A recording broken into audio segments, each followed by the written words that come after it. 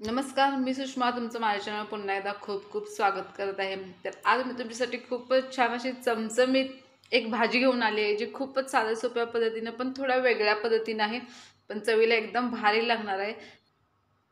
तुम्हाला नक्कीच आवडणार आहे। चला तर आज आपण बनवणार आहोत ढबू मिरचीची भाजी। चला ती कशी बनवायची आहे ते बघूया। तर मी गॅसवरती एक पॅन ठेवलेला, पॅन छान गरम झाल्यानंतर आपण त्याच्यामध्ये तेल घालणार आहोत। तर तेल मी याच्यात 2 चमचे तेल घातलेलं आहे। तेल छान गरम झालं की त्याच्यात 2 मोठे कांदे मी घेतलेले आहेत बारीक कट करून, थोडेसे मोठे मोठे कट केले तरी सुद्धा चालतील।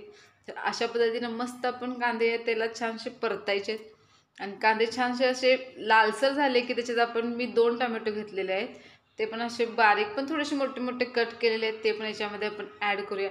भरपूर कांदा आणि भरपूर टोमॅटो यामध्ये आपल्याला वापरायचं आहे। तर हे दोन्ही पण आपण तेलात छान असं मिक्स करून घेऊया व्यवस्थित असं। तर तुम्ही बघू शकत असाल की व्यवस्थित आपला कांदा आणि टोमॅटो मिक्स झाला आहे। तर त्याच्यात आपण हळद टाकूया। तर मी 1 चमचा हळद टाकलेली आहे, त्यानंतर धने पावडर टाकलेली आहे 1 चमचा, लाल तिखट 1 चमचा वापरलेला आहे, मोठा चमचा आहे लाल तिखट। तर लाल तिखट तुम्ही चवीनुसार कमी जास्त करू शकता आणि हे व्यवस्थित आपण मिक्स करून घ्यायचं आहे।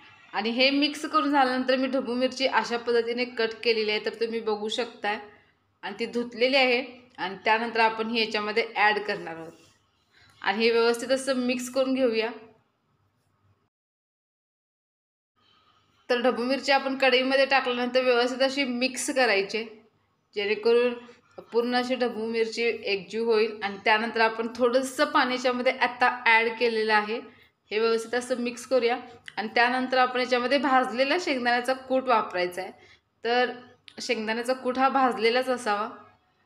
तर ह्या आपण ह्याच्यामध्ये आपण ॲड केलेला आहे, व्यवस्थित मिक्स करून घेऊया आणि त्यानंतर आपण आता अजून एक बाउल ते 1.5 बाउल आपण पाणी याच्यामध्ये ओतायचं आहे आणि हे चवीपुरतं मीठ मी याच्यात घातलेलं आहे।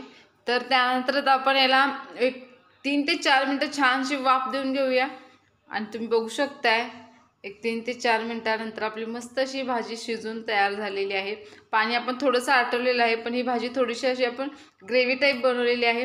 चला तर मग आपली मस्त अशी ढबू मिरचीची एकदम चमचमीत भाजी तयार झालेली आहे। तुम्हाला माझी ही रेसिपी कशी वाटली ते नक्की सांगा। रेसिपी जर आवडली असेल तर लाईक करा आणि चॅनलला सबस्क्राईब करायला विसरू नका। थँक्यू।